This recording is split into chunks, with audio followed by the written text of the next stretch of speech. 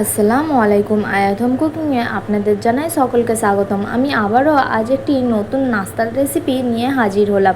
একটি মাত্র কাঁচা আলু দিয়ে মুচমুচে মুখরোচক নাস্তার রেসিপি বানিয়ে নিতে পারবেন মাত্র 10 মিনিটে। আর সবথেকে মজার ব্যাপার, এটি বানিয়ে 7 থেকে 8 দিন এয়ারটাইট কন্টেনারে ফ্রিজের মধ্যে স্টোর করে রেখেও দিতে পারবেন, চায়ের সাথে বলো বা বাচ্চাদের টিফিনে। আর এটা খেতে এতটাই সুন্দর, বড়রা তো দূরের কথা, বাচ্চারাও চেয়ে খাবে এই নাস্তার রেসিপিটি। আর বানানো এতটাই সহজ যে বারবার বানাতে বাধ্য হবেন। তবে চলো বেশি কথা না বলে রেসিপিটি শুরু করা যাক। প্রথমে আমি এখানে একটি কাঁচা আলু নিয়ে নিয়েছি। আলুটাকে আমি প্রথমে ভালোভাবে ছিলে ধুয়ে নিয়েছি। এবার এটাকে আমি গ্রেট করে নেব। তার জন্য একটি বোলের মধ্যে পানি নিয়ে নিয়েছি। এখানে নর্মাল পানি আছে। এবার আমি গ্রেট করে করে এই বোলের পানির মধ্যে রাখবো। গ্রেট করে অবশ্যই পানির মধ্যে রাখতে হবে, না হলে আলুটা কালো হয়ে যাবে আর একদমই ভালো হবে না। এখানে আমি ছোট ছিদ্রর গ্রেটারটা নিয়েছি, তবে আপনারা যে কোনো গ্রেটার নিয়ে নিতে পারেন, তবে ছোট ছিদ্রর গ্রেটারটা নিলে খুব ভালোভাবে গ্রেট হয়। গ্রেট করতে করতে আপনাদেরকে বলে দিই, প্রত্যেকেই তো আমার রেসিপি দেখছো কিন্তু কেউ লাইক সাবস্ক্রাইব করছো না। প্লিজ আমার ভিডিও যদি ভালো লেগে থাকে একটি লাইক কমেন্ট শেয়ার করে যাবেন। আর যারা আমার চ্যানেলে নতুন, চ্যানেলটিকে সাবস্ক্রাইব করে পাশে থাকার জন্য অনুরোধ জানাই। একটি লাইক সাবস্ক্রাইব হয়তো আপনাদের কাছে কোনো দাম নয় বা কোনো মূল্য নয়, কিন্তু আমাদের মতন যারা ভিডিও বানায় তাদের জন্য অনেকটাই হেল্পফুল হয়, বা আমাদের মতন ভিডিও যারা বানায় তাদের মনে আগ্রহ বাড়িয়ে দেয় একটি লাইক সাবস্ক্রাইব। তাই অনুগ্রহ করে অনুরোধ করছি, যদি ভিডিওটি ভালো লেগে থাকে বা রেসিপিটি ভালো লাগে থাকে, লাইক কমেন্ট শেয়ার করে চ্যানেলটিকে সাবস্ক্রাইব করে যাবেন। দেখো এখানে কথা বলতে বলতে আমার আলুটা গ্রেট করা হয়ে গেছে। এবার আলুটাকে আমি ভালোভাবে পানি ঝরিয়ে ধুয়ে নেব। এখানে আমি 2 বার মতন ধুয়ে নেব, যাতে আলুর মধ্যে স্টার্চটা আছে সেটি বেরিয়ে যায়। এবার পানিটাকে আমি ভালোভাবে নিচড়ে এখানে আলুটা ছেঁকে নিচ্ছি। এবার আরও একবার আমি পানি দিয়ে ধুয়ে নেব। এখানে পরিষ্কার পানিতে আরও একবার ধুয়ে নিচ্ছি।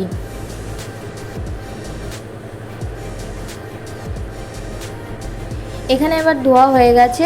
অন্যদিকে আমি চলে যাচ্ছি চুলার দিকে। চুলায় একটি ফ্রাই প্যান বসিয়ে নিয়েছি। ফ্রাই প্যানের মধ্যে দিয়ে দিচ্ছি 1/2 কাপ পরিমাণ পানি। এখানে আমি মেজারিং কাপটা ইউজ করছি, তবে আপনারা যে কোনো কাপ, বাটি বা গ্লাস নিয়ে নিতে পারেন।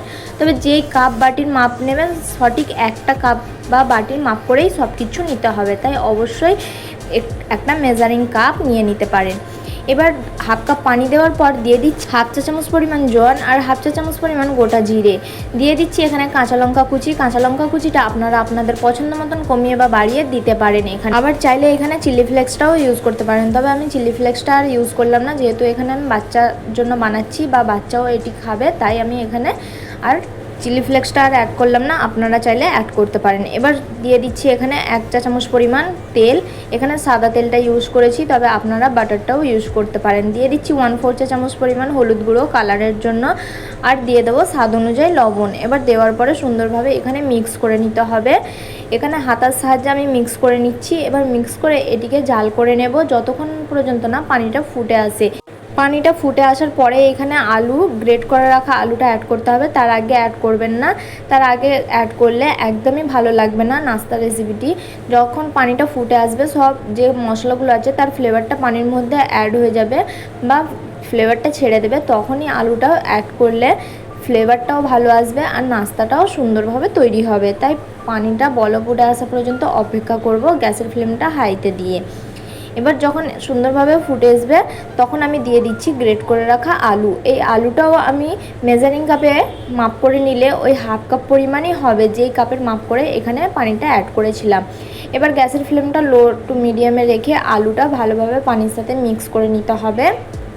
এবার আলুটা মিক্স করা হয়ে গেলে এখানে আমি ঢাকনা দিয়ে 2 মিনিটের জন্য এটি জাল করে নেব, যাতে আলুটা সুন্দরভাবে সিদ্ধ হয়ে যায়। আলুটা যেহেতু অনেকটাই বারিকভাবে গ্রেট করা হয়েছে, তাই এখানে খুব বেশি টাইম লাগবে না আলুটা সিদ্ধ হতে। এখানে এবার ঢাকা দিয়ে দেব। আলুটা ততক্ষণ সিদ্ধ হতে থাক। অন্যদিকে একটি বোল নিয়ে নিয়েছি। বোলের মধ্যে নিয়ে নিচ্ছি 1/2 কাপ পরিমাণ সুজি। যেই কাপের মাপ করে আমি প্রথমে ফ্রাই প্যানের মধ্যে পানি অ্যাড করেছিলাম, সেই কাপের মাপ করে এখানে 1/2 কাপ পরিমাণ পানি নিয়ে নিচ্ছি। ওই 1/2 কাপ পরিমাণ সুজি নিয়ে নিচ্ছি। যেই কাপের মাপ করে পানি নিয়েছি সেই কাপের মাপ করেই এখানে সুজি নিয়ে নিচ্ছি 1/2 কাপ পরিমাণ। এখানে যতটা সুজি নিতে হবে ততটা কি এখানে পানিটা অ্যাড করতে হবে। আমি সবই এই একই কাপের মাপ করে নিয়েছি। আপনারা যে কোনো একটা কাপের মাপ করে এটিকে বানিয়ে নিতে পারেন, আবার চাইলে পরিমাণটা বেশি বা কমও করে নিতে পারেন। এবার এর সুজিটা আমি রেস্টে রেখে 2 মিনিটের জন্য, সুজিটা ফুলে আসা পর্যন্ত। অন্যদিকে দেখো আলুটাও সুন্দরভাবে এখানে সিদ্ধ হয়ে গেছে। এইবার আমি এখানে আরও একবার হাতার সাহায্যে মিক্স করে নিচ্ছি। এইবার আমি এখানে দিয়ে দেব যে সুজিটা আমি ভিজিয়ে রেখেছিলাম, সেই সুজিটা এখানে দিয়ে দিতে হবে। এবার দেবার পরে আরও একবার স্প্যাচুলার সাহায্যে ভালোভাবে মেখে এখানে একটি ডো তৈরি করে নিতে হবে। গ্যাসের ফ্লেমটা অবশ্যই লোতে রাখতে হবে, নাহলে নিচে লেগে যেতে পারে আর ফ্লেভারটা অন্যরকম এসে যাবে, দেখতেও ভালো লাগবে না আর খেতেও ভালো লাগবে না।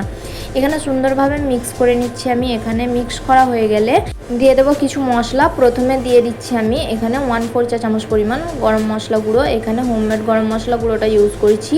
কিভাবে গরম মশলাটা বানাবেন সেই রেসিপি আমার চ্যানেলে দেওয়া আছে, আপনারা চাইলে যেয়ে দেখে নিতে পারেন। এবার দিয়ে দিচ্ছি আমি এর মধ্যে 1/4 চা চামচ পরিমাণ চাট মশলা। এখানে চাট মশলাটা অপশনাল, আপনারা চাইলে স্কিপও করতে পারেন, তবে চাট মশলাটা দিলে ফ্লেভারটা খুব সুন্দর আসে। চাট মশলার বদলে ম্যাগি মশলা বা আমচুর পাউডার বা লেবুর রসও দিয়ে দিতে পারেন।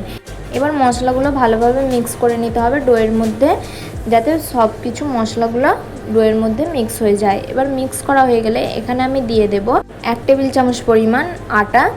এখানে আটার বদলে আপনারা চাইলে ময়দাটাও ইউজ করতে পারেন, আবার চাইলে কর্নফ্লাওয়ারটাও ইউজ করতে পারেন, তবে এখানে আমি আটাটা ইউজ করেছি। এবার আটাটা দেওয়ার পরে আবারও ভালোভাবে মিক্স করে নিতে হবে, যাতে আটাটা সুন্দরভাবে ডোয়ের মধ্যে মিক্স হয়ে যায়।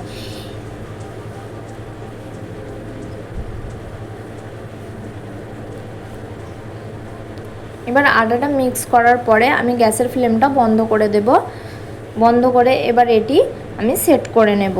তার জন্য একটি বেকিং ট্রে নিয়েছি, তবে আপনারা যে কোনো ট্রে বা মোল্ড বা প্লেটের মধ্যে এটি সেট করে নিতে পারেন। গরম থাকা অবস্থাতেই এটা সেট করে নিতে হবে, না হলে একদমই সেট হতে চাইবে না। তাই এখানে গরম অবস্থাতেই আমি সেট করে নিচ্ছি। স্প্যাচুলারের সাহায্যে একটু সমান করে নিচ্ছি, কোনো দিকে কম বা কোনো দিকে বেশি এরকম করবেন না, সমানভাবে এখানে সেট করে নিতে হবে।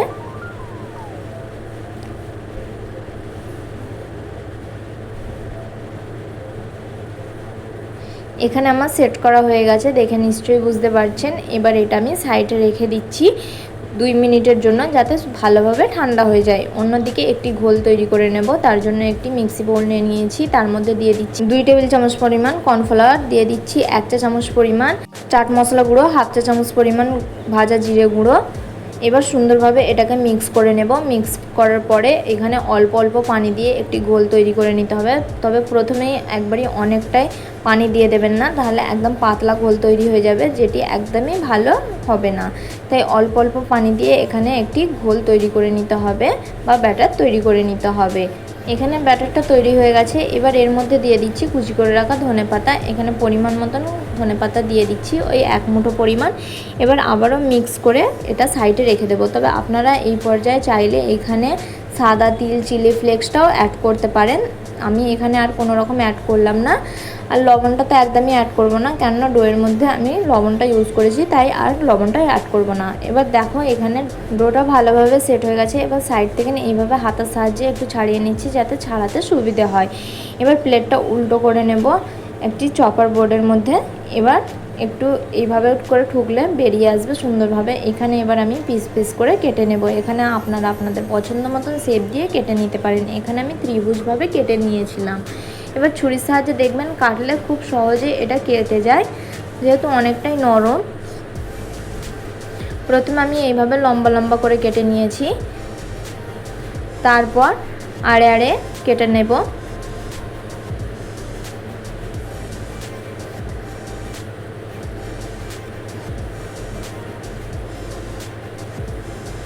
এখানে আড়ে আড়েও কাটা হয়ে গেছে। এইবার দেখো এইভাবে করে ত্রিভুজভাবে কেটে নিতে হবে। এইভাবে করে আমি সবগুলো কেটে নিব।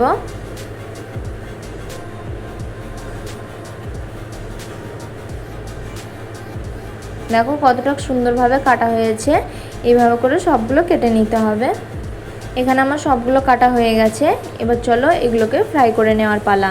তার আগে বলে রাখি, আপনারা যদি স্টোর করে রাখতে চান তাহলে এইভাবে না ফ্রাই করে এয়ারটাইট কন্টেনারে এইভাবে করে স্টোর করে রেখে দিতে পারেন। যখন ইচ্ছা তখন বার করে স্যালো ফ্রাই বা ডিপ ফ্রাই করে এটি পরিবেশন করতে পারেন। তবে আমি আজ পুরোটাই ফ্রাই করে দেখিয়ে দিচ্ছি।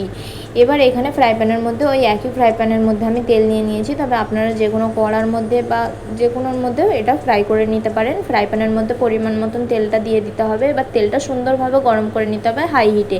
গ্যাসের ফ্লেমটা লোতে রেখে একদমই ফ্রাই করা যাবে না, তাহলে নাস্তা অনেকটাই তেল টেনে নেবে, যেটা একদমই খেতে ভালো লাগবে না। এবার তেলটা সুন্দরভাবে গরম হয়ে আসলে একটি নাস্তা নেব আর এইভাবে করে যে ব্যাটারটা তৈরি করে রেখেছিলাম তার মধ্যে কোট করে নেব আর সুন্দরভাবে তেলের মধ্যে ছেড়ে দিতে হবে এইভাবে।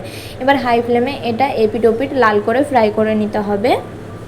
গ্যাসের ফ্লেমটা আবারও বলছি একদমই লো করবেন না, তাহলে এর মধ্যে অনেকটাই তেল টেনে নেবে আর যেটি খেতে একদমই ভালো লাগবে না।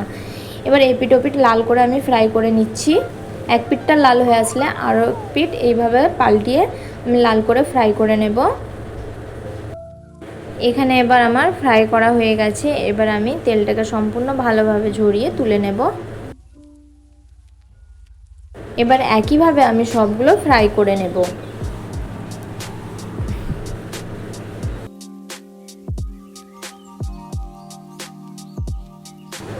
দেখো এবার কতটা সুন্দর আর কতটা লোভনীয় লাগছে, তাই না? দেখে নিশ্চয়ই বুঝতেই পারছেন, আর কতটা মুচমুচে হয়েছে আওয়াজ শুনে বুঝতেই পারছেন। কেমন হয়েছে রেসিপিটি অবশ্যই জানাতে ভুলবেন না। ভালো লাগলে লাইক কমেন্ট শেয়ার করে যাবেন, আর যারা চ্যানেলে নতুন তারা চ্যানেলটিকে সাবস্ক্রাইব করে পাশে থাকার জন্য অনুরোধ জানাই। আল্লাহ হাফেজ, আবার দেখা হচ্ছে নেক্সট রেসিপিতে।